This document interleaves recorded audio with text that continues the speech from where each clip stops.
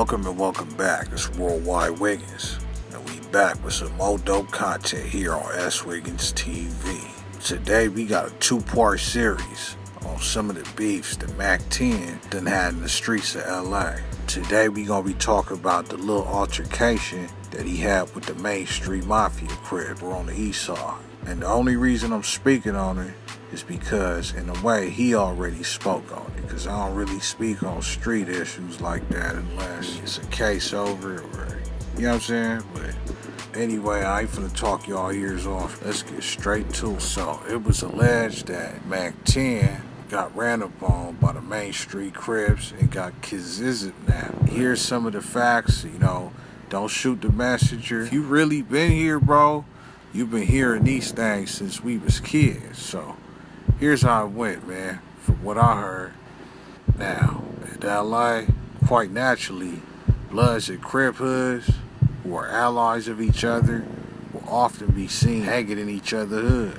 For example, you will often see Trey Gases hanging in the shotgun, or you might see Rolling 20 Outlaws hanging with the Rolling 30 Paw Rules and the Low Bottoms. As the saying goes, birds of a feather flock together. So the story went like this.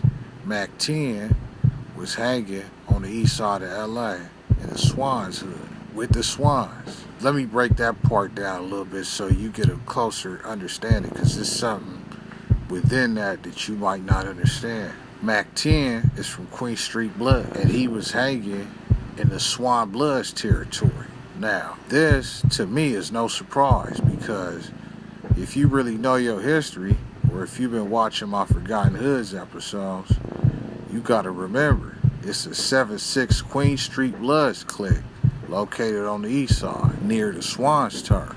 So me being a small hood historian, I happen to think that that's no coincidence. He from Inglewood, and Queen Street got an east side clique on 76. And they cool with the Swans, so he was probably over there, you feel me, hanging out with them.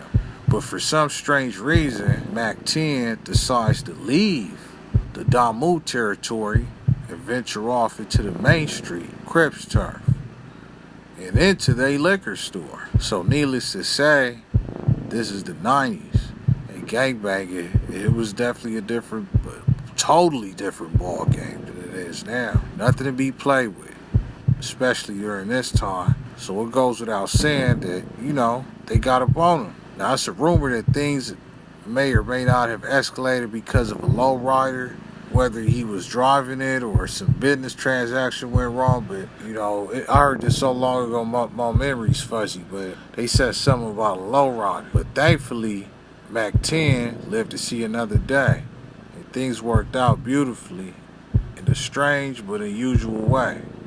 Because check this out. The word is he was wearing a Rolex, and it had a tracker on it that could be used, to find his location. And they said that's how his homies found him. But that's what I heard. And another thing is, Mack 10 or one of his homies allegedly knew one of the big homies from Main Street at the time, or like one of the reputables from Main Street at the time, probably went to school or YA or whatever, and that's how he was able to get a pass to get up out of there. So things ended up working out for the better. But in any event, he lived to see the other day because he continued his career. So he survived. Now, don't shoot the messenger. It may be a couple things need to be tweaked, but for the most part, that's how it went.